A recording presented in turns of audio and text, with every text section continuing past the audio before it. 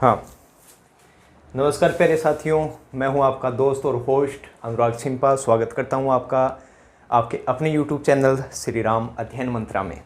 तो जारी करते हैं, रहीमदास जी का पहला वीडियो कल जारी कर दिया गया था और इसके उपरांत 11वें दोहे से आज फिर शुरुआत करने जा रहे हैं।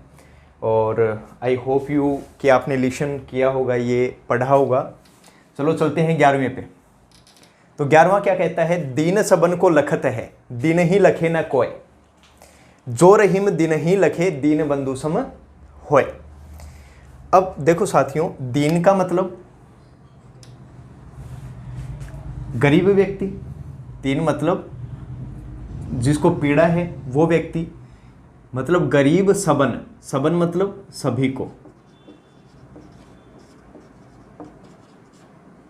दीन मतलब गरीब। जो गरीब व्यक्ति होता है वो सभी को लखत मतलब देखता रहता है, परंतु दीन ही मतलब उस गरीब को, लखे मतलब देखता, न मतलब नहीं, कोई मतलब कोई भी। तो पहली पंक्ति का अर्थ क्या हो गया? रहीमदास जी यहाँ पे कह रहे हैं कि जो गरीब व्यक्ति होता है वो कुछ पाने के लिए, कुछ भेंट, कुछ भिक्षा पाने के लिए सभी लोगों को देखता रहता है, पर उस गरीब व्यक्ति को देखने वाला कोई भी नहीं होता है। यहाँ लखे का अर्थ देखना हो गया। ठीक है, आप जब मंदिर जाते हो या मस्जिद जाते हो, आप वहाँ पे देखते हो कि कुछ लोग भिक्षावृत्ति के लिए बैठे रहते हैं। ज़्यादातर व्यक्ति क्या करते हैं? सीधे सीधे चले जाते हैं, वो नहीं देखते। लेकिन जो दीन होता है वो प्रत्येक व्यक्ति को देखता रहता है कि उसकी प्रतिक्रिया क्या है। ऐसे भी कर लोगे ना, जेब में हाथ डालोगे तो भी भाई जी दे दो 1-2 रुपया कहेंगे वो, क्योंकि वो ऐसे ही देखते रहते हैं कि कब आप जेब में हाथ डालो कुछ मिले उनको। तो वो आप लोगों को देखता रहता है। और ज़्यादा परेशान वो कब करते हैं? जब दंपति साथ में हो, और दंपति में जब फिर पुरुष को तो देना पड़ेगा, क्योंकि पता है बेइज्जती खराब हो जाएगी। ठीक है ना? तो वही बात यहाँ पे है कि जो गरीब व्यक्ति होता है वो सभी को देखता रहता है, लेकिन उस गरीब व्यक्ति को कोई भी नहीं देखता है। जो रहीम दिन ही लखे, तो रहीमदास जी कह रहे हैं कि जो व्यक्ति गरीबों को लखे मतलब देखता है, वो उसके लिए दीन बंधु, दीन बंधु यहाँ पे ईश्वर के लिए होता है। ईश्वर, दीन बंधु मतलब ईश्वर, सम मतलब होता है समान, ईश्वर के समान, होए मतलब होता है। जो व्यक्ति गरीबों को देखता है, उनके लिए उनकी मदद करता है, वो व्यक्ति उन गरीबों के लिए किसके समान होता है? ईश्वर के समान होता है। अब जहाँ पे सम आ जाए, तुल्य आ जाए, जिम्मी आ जाए, समान आ जाए, सा सी से आ जाए, ये वाचक शब्द आ जाए, वहाँ पे कौन सा अलंकार होता है? उपमा अलंकार होता है। उपमा अलंकार होता है। तो इसमें क्या है? उपमा अलंकार आ गया। ठीक है साथियों। अब कोए होए, इसमें कौन सा अलंकार आ जाएगा? अंत्यानुप्रास आ जाएगा, क्योंकि अपने को अंत में देखना है। इसमें ओ स्वर है, इसमें ए है, इसमें ओ है, इसमें ए है, और यह बीच का व्यंजन बच गया। तो ओ ये है, ओ ये है, ये आ गया, तो कौन सा हो जाएगा? अंत्यानुप्रास अलंकार हो जाएगा। ठीक है, अब चलते हैं, ये 11वां क्लियर हो गया आपका। ठीक है, अब चलते हैं 12वें पे। 12वां क्या कहता है? दोनों रहीम एक से, जो लो बोलत नाही, जान परत है काक पिक, ऋतु वसंत के माही। अब ये रहीमदास जी ने यहाँ पे एक तरीके से अनियोक्ति अलंकार का प्रयोग किया है। किसका प्रयोग किया है? अनियोक्ति अलंकार का। अनियोक्ति अलंकार कब होता है साथियों? अनियोक्ति अलंकार तब होता है जब किसी को माध्यम बनाकर किसी के बारे में बात कही जाए। यहाँ पे काक मतलब कौवा और पिक मतलब कोयल, इन दोनों के माध्यम से किसको कहा है? कोयल का मतलब तो गुणवान व्यक्ति, क्योंकि कोयल क्या करती है? बड़ा मधुर बोलती है। तो वो गुणवान व्यक्ति होता है जो क्या करता है? सबसे कोमल विनम्र भाव से बोलता है। जबकि कौवा गुणहीन जो व्यक्ति होता है, जिसमें गुण नहीं होते, वो सिर्फ काँव काँव करता रहता है, उसमें आना जाना कुछ भी नहीं होता है। अनियोक्ति अलंकार मतलब इनके माध्यम से गुणवान और गुणहीन व्यक्ति के बारे में बताया गया है। तो यहाँ अनियोक्ति अलंकार, ये इतना समझ लीजिए। फिर रहीमदास जी क्या कह रहे हैं कि काक और पिक, कौवा और जो कोयल है, वो देखने में कैसे लगते हैं? एक जैसे लगते हैं, क्योंकि उनका रंग एक जैसा होता है। जो लो बोलत नहीं, जब तक वो बोलते नहीं हैं, जब तक वो नहीं बोलेंगे, उनका रंग एक जैसा होने के कारण दोनों कौवा और कोयल एक जैसे दिखाई देंगे। जान परत है काक पिक ऋतु बसंत के माही, लेकिन जब बसंत ऋतु आती है, जब वसंत ऋतु आती है और वसंत ऋतु के अंदर कोयल कूकती है और कौवा बोलता है, तो दोनों का पता चल जाता है। जान पड़त मतलब पता चल जाता है, कब? वसंत ऋतु के माही मतलब अंदर, ऋतु वसंत के अंदर पता चल जाता है कि कौवा कौन है, कोयल कौन है। अनुक्ति में क्या कहा गया है कि देखो साथियों, मनुष्य होते हैं वो एक जैसे होते हैं, उनके सिर होता है, ठीक है, सब एक जैसे दिखाई देते हैं, लेकिन जब वो बोलते हैं, अपनी वाणी बोलते हैं, तो दोनों का पता चल जाता है कि गुणहीन कौन है, गुणवान कौन है। तो यहाँ पे आप लिख सकते हो प्रतीक अर्थ में का अर्थ क्या है? जो गुणहीन होता है। कौन? जो गुणहीन होता है। पिक जो गुणवान होता है। ठीक है, आप कह सकते हो कि गुणहीन गुणवान का पता चल जाता है। उदाहरण के लिए मान के चलिए कि कोई भी एक बालिका है, वो बस में चढ़ी जाने के लिए गाँव, एक बूढ़ी दादी आई और उसने कहा बेटा सीट मिल जाएगी, थोड़ा घुटनों में दर्द है। आइए बुड्ढी, मैं बैठन जी को नहीं के, मैं को नहीं के, आइए बट्टी मैं खड़ा को नहीं आया। अब उससे क्या पता चलता है कि वो उसकी कदर नहीं कर रही। अब दादी को जगह नहीं मिली है, हिसाब से जगह देनी चाहिए थी। अब वहाँ पे वो क्या है? कौवा है, गुणहीन है। जबकि वही बालिका एक बार जाए और दादी अम्मा आए और वो कहे बेटा सीट दे दे, वो हाँ माँ जी बैठिए, आप बैठिए, आप वृद्ध हैं, मैं खड़ी होके चली जाऊंगी। वहाँ पे उसकी क्या पता चलता है? गुणवान होने का पता चलता है। यही रहीमदास जी यहाँ बताना चाहते हैं। बाकी नाही और माही में कौन सा आ गया? अंत्यानुप्रास आ गया। ठीक है, और ठीक है, अनुक्ति आप समझ गए। एक बार फिर बता रहा हूँ मैं आपको।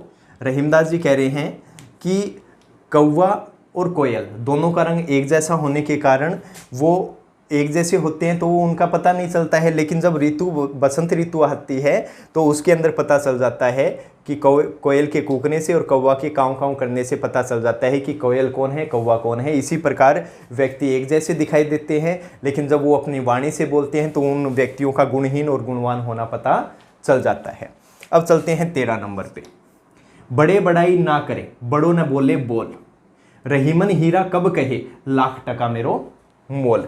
यहाँ पे मित्रों जो श्रेष्ठ व्यक्ति होते हैं उनका पता चलता है। श्रेष्ठ व्यक्तियों के गुण के बारे में बताया है। देखो, श्रेष्ठ व्यक्ति होते हैं वो पहली बात गंभीर स्वभाव के होते हैं। वो ये नहीं कहते कि हाँ मैं हूँ बस खगड़, मैं हूँ ब्रह्म, मैं भगवान हूँ, ये तो नहीं कहते ना। ठीक है, और जिसमें कुछ गुण नहीं होगा ना, वो सीधा कहेगा हाँ मैं ये हूँ, मैं ये हूँ। ठीक है ना। तो गंभीर स्वभाव वाले व्यक्ति होते हैं वो कभी नहीं कहते देखो मुझे पहचानो। उन लोगों को व्यक्ति अपने आप पहचान जाते हैं, उनके गुणों से पहचान जाते हैं। कहने से कुछ नहीं होता, लोग अपने आप लोगों को पता चल जाता है कि कौन गुणवान है, कौन गुणवान नहीं है, कौन श्रेष्ठ है, कौन श्रेष्ठ नहीं है। तो देखिए रहीमदास जी क्या कह रहे हैं कि जो बड़े बड़ाई, जो श्रेष्ठ व्यक्ति होते हैं, बड़े मतलब यहाँ पे श्रेष्ठ,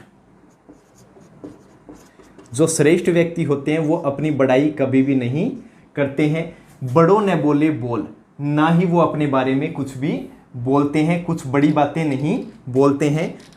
दृष्टांत के तौर पे रहीमदास जी ने कहा है, रहीमदास जी कह रहे हैं कि हीरा कब कहे लाख टका मेरो मोल। जो हीरा होता है वो सबको पता होता है कि हीरा बहुमूल्य होता है, सब लोगों को पता है हीरा बहुमूल्य होता है, लोग अपने आप पहचान लेते हैं। उसे ये बताने की जरूरत नहीं होती कि मैं हीरा हूँ मुझे आप खरीदो, नहीं, लोग उसकी बहुमूल्यता से उसको खरीद लेते हैं। वो कभी ये नहीं कहता कि मेरा जो मोल है वो लाख टका है, मतलब करोड़ों रुपए लाखों रुपए में मैं हूँ, उसको लोग अपने आप पहचान लेते हैं। उसी प्रकार जो श्रेष्ठ व्यक्ति होता है उसे बोलने की आवश्यकता नहीं रहती, लोग उसे स्वयं अपने आप पहचान जाते हैं। ठीक है साथियों, अब इसके साथ साथ ये देखिए आप, एक तो कब कहे, कैवर्ण की आवृत्ति से कौन सा अलंकार? अनुप्रास अलंकार हो गया। ठीक है, यहाँ वर्ण की आवृत्ति से कौन सा हो गया? अनुप्रास अलंकार हो गया। ठीक है, बोल और मोल के कारण कौन सा हो गया? अंत्यानुप्रास हो गया। और कौन सा अलंकार हो गया? दृष्टांत अलंकार हो गया। ठीक है, दृष्टांत हो गया। अब हो गया ये क्लियर। अब चलते हैं 14। देखो साथियों, एक बात तो है, अपने रहते हैं समाज में और समाज में व्यक्तियों की इज्जत होती है। आपको पता है कि अपने मुंह से कुछ भी अपने बोल देते हैं, तो एक बार जो बोला गया, अच्छा बोला गया वो अच्छी बात है, सब लोग देखते हैं। बुरा बोला गया तो एक बार आपने बोल दी तो उसको आप दोबारा सही नहीं कर सकते हो, वो एक बार हो गई तो हो गई। तो इसे ही उदाहरण के माध्यम से बताया है कि अगर दूध फट जाता है तो आप उसको कितना भी बिलो लीजिए, वो कभी मक्खन नहीं हो सकता। कहने का तात्पर्य, अगर आपकी बात एक बार बिगड़ गई या आपकी इज्जत एक बार चली गई तो वो वापस नहीं बन सकती। ये याद रखना साथियों। वापस वही उपदेशात्मक शैली का प्रयोग है, ब्रज भाषा का प्रयोग इसमें किया गया है और दोहा छंद इसमें आया है। मैं एक बार फिर बता देता हूँ विशेष में क्या है, इसमें दोहा छंद है। रहीमदास जी से कहीं से आ जाए, ब्रज भाषा का प्रयोग है, ब्रज भाषा का प्रयोग। और कौन सा है, 3 नंबर, उपदेशात्मक शैली का प्रयोग, देशात्मक शैली का प्रयोग। ये आपको बता देना होगा, बाकी मैं साथ साथ में आपको बता रहा हूं। तो 14 नंबर क्या है, रहीमदास जी कह रहे हैं कि बिगड़ी बात बने नहीं, कि समाज में एक बार जो बात बिगड़ी मतलब बिगड़ जाती है वो वापस नहीं बनती है, उसे दोबारा नहीं बनाया जा सकता है। लाख करो किन कोई, चाहे कोई भी व्यक्ति, कोई मतलब कोई भी व्यक्ति, किन मतलब कितना भी, कोई भी व्यक्ति, लाख करो मतलब लाख आप उपाय कर लीजिए, लाख कोशिश कर लीजिए, एक बार जो आपकी बात बिगड़ गई, अगर एक बार आपकी इज्जत चली गई तो वो वापस कभी नहीं बन सकती है। फिर दृष्टांत के माध्यम से रहीमदास जी ने कहा है, रहीमदास जी कह रहे हैं कि फाटे दूध को, रहीमन फाटे दूध को मथे न माखन होए। तो रहीमदास जी क्या कह रहे हैं कि दूध के एक बार फाटे मतलब फट जाने पर आप उसे कितने भी मथते रहो, मथना, मथना, मथे का मतलब मथना। अरे आपने देखा होगा लस्सी बनाते हैं दही से, झगर भिलोणो खाटी छा, ल्याओ लुगाइयो घालू छा, झगर भी, हाँ वही चीज है, ठीक है। मथना, न मतलब नहीं, माखन होए, उससे फिर मक्खन नहीं बनता है साथियों। दूध फट गया तो उसे आप मक्खन नहीं बना सकते। मक्खन जानते हो, मक्खन, बटर नहीं, चूंटियों घी, चूंटिया घी खाया है, बाजरे की रोटी पे गरम गरम चूंटिया घी। अरे चूंटिया घी वही जिसके चूंटिया बोडा हो, हाँ वही, ठीक। तो वो कभी मक्खन नहीं बनता है। अब यहाँ पर देखने लायक बात है कि बै बै वर्ण की आवृत्ति से कौन सा अलंकार, देखो यहाँ बै बै बै, यहाँ 3 बार बै है, तो यहाँ अनुप्रास अलंकार, बै वर्ण की आवृत्ति से अनुप्रास अलंकार। साथियों विशेष में लिखोगे तो आप ये लिखोगे कि बिगड़ी बात बने में बै वर्ण की आवृत्ति से कौन सा अलंकार है, अनुप्रास अलंकार है। फिर यहाँ देखो कै वर्ण की आवृत्ति से फिर कौन सा अलंकार, अनुप्रास अलंकार, ठीक है। फिर होए कोय में अंतिम 2 स्वर बीच के व्यंजन सहित आए हैं तो कौन सा अलंकार, अंत्यानुप्रास अलंकार, अंत्यानुप्रास अलंकार आ गया, ठीक है। इसके अलावा मैं वर्ण की आवृत्ति से फिर अनुप्रास अलंकार आया है, ठीक है साथियों। ये आपका हो गया 14 नंबर। और 15 नंबर है आपका,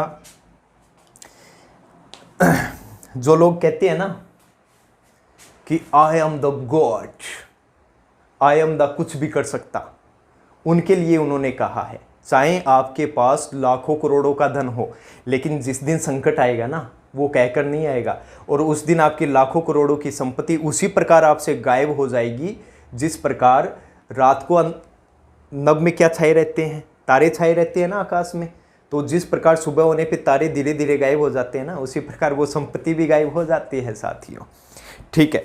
देखते हैं, देखो विपत्ति भय, विपत्ति मतलब संकट, कष्ट, भय, भय मतलब होने पर, संकट हो जाने पर, धन ना रहे, धन दौलत ना मतलब नहीं, रहे मतलब रहती है, रहे जो लाख करोड़, अगर रहे जो, अगर आपके पास लाखों करोड़ों का धन भी है और आपके पास संकट आ गया तो वो धन कभी भी नहीं रहता है। किस प्रकार नहीं रहता है, नभ का मतलब होता है आकाश, जिस प्रकार आकाश में तारे मतलब तारे हो जाएगा छिपी जाते हैं, छिप जाते हैं। जो मतलब जैसे, रहीम भय भोर, भय मतलब हो जाने पर, भोर मतलब सुबह, रहीम मतलब रहीमदास जी। तो रहीमदास जी क्या कह रहे हैं, पूरे का सुन लीजिए एक बार। रहीमदास जी कह रहे हैं कि चाहे व्यक्ति के पास लाखों करोड़ों का धन हो, लेकिन संकट आने पर वो धन उसी प्रकार नहीं रहता है जैसे सुबह होने पर, जैसे सुबह होने पर आकाश के अंदर तारे छिप जाते हैं, उसी प्रकार संकट आने पर व्यक्ति के पास कोई भी धन दौलत बाकी नहीं रहती है। अब यहाँ पे ज्यों आया है तो ज्यों आया है तो दृष्टांत हो गया, उन्होंने दृष्टांत दिया है, दृष्टांत अलंकार। करोड़ भोर, इसमें फिर अंत्यानुप्रास आया है साथियों, अंत्यानुप्रास करना है, कहीं पर भी नहीं जाना है, चाड़ा पाड़ देना है। ठीक है, ये हो गया आपका। ओके साथियों, ठीक है, ये आपके 15 दोहे हो गए हैं रहीमदास जी के, और अच्छे से समझ में भी आया होगा, सारा कुछ आपको बताया है और अच्छे से इसको पढ़ना। चलो चलते हैं अब नेक्स्ट 16 नंबर की ओर देखते हैं। ठीक है साथियों, अब आगे आ जाइए 16 नंबर पर। 16 नंबर क्या कहते हैं साथियों, मांगे घटत रहीम पद, कितो बड़ो कितो करो बड़ी काम, 3 पैग, ये दूसरा है, वसुधा करो तऊ बावने नाम। तो जो 3 पैग बना था वो रहीमदास जी ने पहले बना दिया था, उनको देखकर ही बना था। जो आप फीलिंग ले रहे हो ना वो नहीं लेनी है, कजी फीलिंग ले ली, गाड़ी खोल ली, स्टेडियम लाग गया, पाड़ दिया चाड़ा, ऐसा नहीं करना है। ठीक है, देखिए, मांगे मांगने पर, घटत मतलब घटता है, रहीम रहीमदास जी के लिए है, पद का मतलब पद हो जाएगा इज्जत जिसे कहते हैं वो। तो रहीमदास जी क्या कह रहे हैं, रहीम जी कह रहे हैं कि मांगने पर जो अपनी इज्जत होती है वो क्या होती है, सदैव घटती है। कितो मतलब कितना भी, करो मतलब कीजिए, बड़ी मतलब बड़ा, काम मतलब कार्य, बड़ी मतलब हो जाएगा बड़ा, काम मतलब कार्य, कितो मतलब कितना, पद मतलब इज्जत, जो आपका पद होता है इज्जत होती है।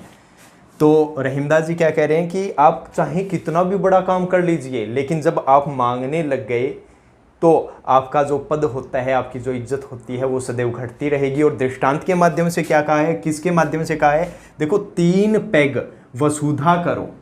वसुधा करो मतलब, वसुधा का मतलब होता है धरती, या कह सकते हैं पृथ्वी, पृथ्वी। करो का मतलब नाप लिया था, नाप लेना। तऊ फिर भी, तऊ मतलब फिर भी।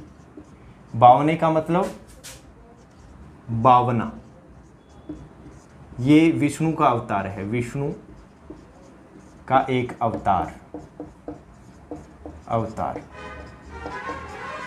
ठीक है, 3 पैग, 3 का मतलब संख्या हो गई 3, पैग मतलब चरण, चरणों में।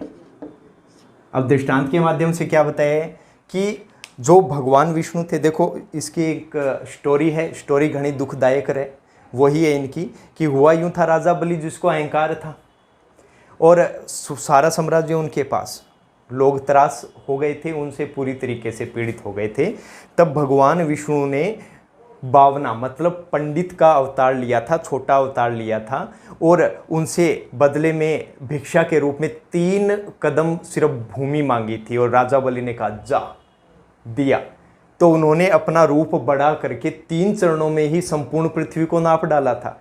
ये पौराणिक कथा है साथियों, उसी के अकॉर्डिंग उन्होंने बताया है कि देखो भगवान विष्णु ने भी 52 अवतार धारण करके क्या कर लिया था, 3 चरणों में पूरी पृथ्वी को नाप लिया था। फिर भी उनका नाम क्या है, आज भी उनको आज भी लोग 52 कहते हैं, छोटा ही कहते हैं। अगर दूसरी तरीके से देखें तो वही रहीमदास जी यहाँ समझाना चाह रहे हैं। तो रहीमदास जी क्या कह रहे हैं कि साथियों, कि आप कितना भी बड़ा कार्य कर लीजिए, लेकिन अगर आप मांगने लग गए किसी से तो आपकी इज्जत होती है, वो प्रतिष्ठा होती है, वो सदैव घटती रहती है। जिस प्रकार भगवान विष्णु जो सबसे एक बड़े ईश्वर हैं, फिर भी उन्होंने क्या किया था, राजा बलि से 52 का अवतार करके क्या किया था, पृथ्वी मांगी थी, और 3 चरणों में पूरी पृथ्वी को, एक बड़ा काम किया था कि 3 चरणों में ही पूरी पृथ्वी को नाप लिया था, एक बड़ा कार्य था, लेकिन मांगने से उनका आज भी नाम क्या है, बावना ही है।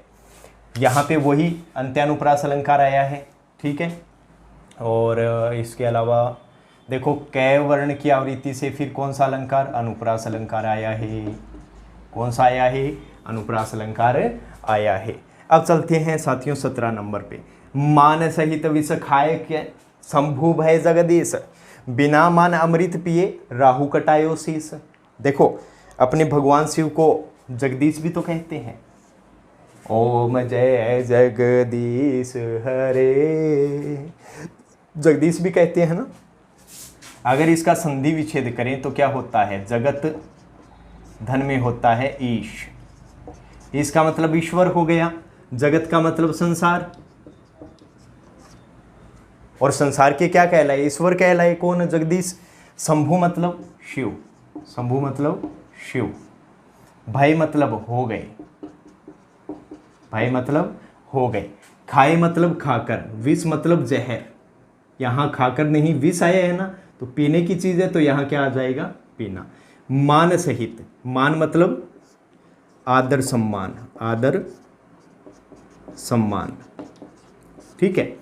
अब यहाँ पे आदर सम्मान की बात कही है साथियों। देखो जहाँ आदर सम्मान मिले वहाँ जाना चाहिए, जहाँ आदर सम्मान ही नहीं हो वहाँ कदम भी नहीं रखना चाहिए। यही रहीमदास जी बता रहे हैं। किसके माध्यम से, भगवान शिव के माध्यम से और राहु नामक राक्षस के माध्यम से। आपने सुना होगा कि चंद्रमा ने राहु खा गयो, 7 गुलगुलियाँ चढ़ा दिए, शनिवार ने तो राहु कौन या उगो, पता ही नहीं राहु कौन है, फिर भी ठीक है चलते हैं। अब देखो रहीमदास जी क्या कह रहे हैं कि जो भगवान शिव थे वो आदर सम्मान सहित जब क्या हो रहा था, आरंभ हुआ सागर मंथन, और उससे क्या निकला, जहर निकला था, और वो सारी पृथ्वी के लिए क्या हो गया था, भयंकर हो गया था, पूरी पृथ्वी नष्ट होने को थी। तो सब भगवान ने क्या किया था, उनसे कहा था कि आप ही अब बचा सकते हैं इस पृथ्वी को। तब उन्होंने आदर सम्मान के साथ किसको कहा, शिव को कहा, ठीक है। और शिव ने आदर सम्मान करने के कारण वो विष क्या कर लिया था, पी लिया था। आदर सम्मान सहित उन्होंने विष को क्या कर लिया था, पी लिया था। और वो शिव के स्थान पे क्या कहलाए थे, जगदीश कहलाए थे, मतलब इस संसार के स्वामी कहलाए थे, इस संसार के क्या कहलाए थे, ईश्वर कहलाए थे। और वहीं पर बिना मान अमृत पिए, बिना मान, बिना आदर सम्मान के अमृत पिए, अमृत पीने से राहु नाम का जो राक्षस था उसने क्या कर लिया था, कटायोसिस, अपना सिर कटवा लिया था। जब देवताओं में मोहिनी का अवतार धारण करके विष्णु जब क्या पिला रहे थे, सब देवताओं को अमृत पिला रहे थे, तो वहाँ राहु बिना निमंत्रण के ही पहुँच गया था, कोई आदर सम्मान से उसको बुलाया नहीं गया था। तो बिना निमंत्रण के पहुंच जाने से उसने अपना ही शीश क्या कर लिया था, कटवा लिया था, अपमानित वहाँ पर हो गया था। इसलिए साथियों ध्यान रखना कि टेंट में बिना निमंत्रण के ही घुस जाओ तो शायद कुछ हो जाए। सोचो 4 लोग हैं, 400 रुपये लगेंगे, 200 का बांध देंगे तो चारों का पेट भर जाएगा, ऐसा नहीं। जब पकड़े जाओगे ना तो धो दिए जाओगे। तो बिना ऐसे पूछे जाना नहीं होता है, ठीक है। वैसे मेरा एक्सपीरियंस नहीं रहा, ऐसा बता रहा हूँ मैं, ठीक है। चलते हैं 18 नंबर पे। अच्छा इसमें कुछ दिख रहा है आपको, कोई अलंकार या कुछ भी, बस वही है, दीस जगदीश और शीश में अंत्यानुप्रास है, क्योंकि अंतिम 2 स्वर और बीच का व्यंजन अपने को देखना है। बाकी आपको ये समझ में आ गया होगा, ठीक है। अब चलते हैं 18 पर। रहीमन जिह्वा बावरी, कह गई सरग पताल, आपू तो कहीं भीतर रही जूती खात कपाल। ठीक है, कपाल का मतलब क्या होता है, खोपड़ा, मस्तक। क्या कर दोगे, कपाल का अर्थ होता है मस्तक, ठीक है। आप पूरा देख लीजिए। रहीमदास जी कह रहे हैं कि जो जिह्वा, जीभ होती है, यहाँ पे आप कर सकते हो वाणी, व्यक्ति की जो वाणी होती है वो क्या होती है, बावड़ीबूझ होती है, मतलब पागल होती है। बावरी का मतलब पागल। कही गई, कह कर चली गई। सरग पताल, सरग ऊपर होता है, पताल नीचे होता है, तो सरग पताल का मतलब क्या हो जाएगा, उचित अनुचित। तो व्यक्ति की जो वाणी होती है वो क्या होती है, पागल होती है जो क्या कर देती है, उचित अनुचित बात 1 मिनट में क्षण भर में बोल देती है। आपू तो कहीं भीतर रही, आप तो कहकर जो जीभ होती है वो आप तो कहकर क्या हो जाती है, अंदर चली जाती है और जूती खात कपाल। और सजा किसको भुगतनी पड़ती है, मस्तक को भुगतनी पड़ती है। तो इसके माध्यम से ये समझ लीजिए आप 2 दोस्त हो, ठीक है, आप सही हो एक गलत है। उसने तो कुछ बोल दिया लेकिन मार तो दोनों की ही पड़ेगी ना, वो चीज़ याद रखना, ठीक है। अब यहाँ पताल और कपाल आया है तो यहाँ आ है, यहाँ आ है, यहाँ ए है, यहाँ ए है और यहाँ बीच का व्यंजन ले बच गया तो कौन सा अनुप्रास, अंत्यानुप्रास अलंकार हो जाएगा, ठीक है। ये हो गया, ठीक है। अब चलते हैं अंतिम, रहीमदास जी का अंतिम दोहा है साथियों, ठीक है। वही दोहा चंद साहित्यिक ब्रज भाषा का प्रयोग, उपदेशात्मक शैली, दृष्टांत अलंकार लगभग में आया है, ठीक है। तो अब आगे देखिए, अमृत ऐसे वचन में रहीमन रीस की गांस, जैसे मिस्रियों में मिली नीरस बांस की फांस। हालांकि देखो यहाँ अपनी चर्चा करेंगे इस बात पे। तो रहीमदास जी क्या कह रहे हैं कि अमृत ऐसे वचन में, कि जो व्यक्ति अमृत जैसे, अमृत का मतलब यहाँ पे हो जाएगा मधुर, क्या हो जाएगा, मधुर, कि एक ऐसा व्यक्ति जो क्या करता है, मधुर वचन बोलता है, मधुर वाणी में बोलता है। वहां रहीमदास जी कह रहे हैं कि ऐसे मधुर वचनों में कभी भी, रीस का मतलब क्या होता है, क्रोध, की गांस, गांस का मतलब क्या होता है, गांठ, या कह सकते हैं शब्द। तो रहीमदास जी क्या कह रहे हैं कि कोई व्यक्ति अगर मधुर वचन बोलता है तो उसमें क्रोध की बिल्कुल भी गांठ नहीं होनी चाहिए, क्रोध के बिल्कुल भी शब्द नहीं होने चाहिए। वो चीज़ ऐसे ही लगेगी, वो वाणी ऐसे ही लगेगी जैसे मिश्री, मिश्री कैसी होती है, मीठी होती है ना, मिश्रू का मतलब क्या हो गया, मिश्री, मीठा पदार्थ। जिस प्रकार मिश्री मीठी होती है लेकिन उसमें बांस, बांस का मतलब एक, जब अपने मिश्री खाते हैं तो उसमें क्या आ जाती है, एक धागा आ जाता है, धागा आ जाता है ना, तो उसको मुंह से निकाल देते हैं, वो क्या होता है, नीरस होता है, बिना रस का होता है, ठीक है। फांस का मतलब क्या हो जाएगा, फांस हो जाएगा, यहाँ फांस का मतलब फांस हो जाएगा, बांस की फांस, मतलब बांस आप जानते हो उसकी फांस होती है जिससे अपनी भाषा में बोलते हैं सड़ी, ठीक है ना। तो अब पूरे का सुन लीजिए, रहीमदास जी क्या कह रहे हैं कि व्यक्ति को मधुर वचन बोलते समय कभी भी उसमें क्रोध के जो शब्द हैं उनको कभी भी मिलाना नहीं चाहिए, क्रोध की वाणी उसमें मिश्रित नहीं करनी चाहिए, क्योंकि वो ऐसी ही लगती है जिस प्रकार मिश्री को खाने पर उसके अंदर नीरस, बिना रस की बांस की फांस आ जाए और वो बड़ी बुरी लगती है और अपने को वो पूरा थूकना पड़ता है। ऐसा समझ लीजिए आप दाल खा रहे हो, उसमें कंकड़ आ गया तो कैसा लगता होगा, या मान के चलिए भूंडिया आ गया, फिर क्या करोगे। हाँ, ये बात। तो अब ये समझ गए आप, गांस और फांस में वही अंत्यानुप्रास अलंकार हो जाएगा, ठीक है। और ये आपका हो गया रहीमदास, आपका एक अध्याय और पूर्ण हो चुका है साथियों। मैं कह रहा हूँ आप घर पे बैठे हो, आपको कोई तकलीफ़ नहीं है, आप तो धीरे धीरे इन्हें पढ़िए, ऐसा नहीं है साथियों, आप सबसे आगे बढ़ सकते हो और हम मेहनत कर रहे हैं, आपका सहयोग चाहिए, ज़्यादा से ज़्यादा इसे देखें साथियों। लाइक करना वो आपके हाथ में है, मैं नहीं कहता आप लाइक कीजिए, लेकिन इसे आप पढ़िए, ये आपके लिए एक सेवा है कोविड-19 के तहत। तो आप लगातार हमारे साथ बने रहिए, तब तक के लिए जय हिंद साथियों।